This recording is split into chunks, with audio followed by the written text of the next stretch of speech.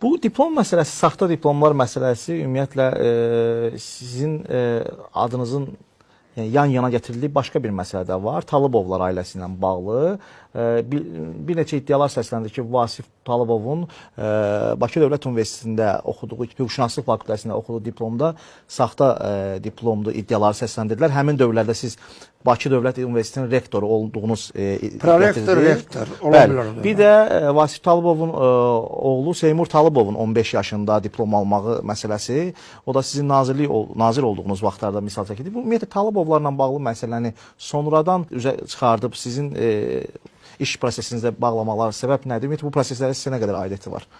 Mənə belə gəlir ki, o prosesin heç birinin mənə aidiyyəti yoxdur və o adların, o soyadların çəkilməsində də heç bir ehtiyac görmürəm. Yəni biz keçmişi qurdalamaqla yox, gələcəkdə işimizin nə qədər yaxşı olmağıyla maraqlanmalıyıq. 20 il bundan qabaq kimsə diplom alıbsa, tutaq ki, bildin ki, onu kimsə sonra nə olsun?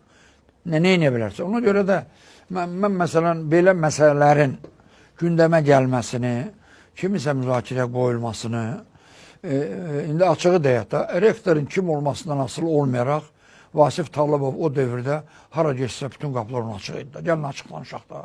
Alacaqdır. Nəysə də, yəni onu müzakirə eləməyin bu da nə mənası var ki?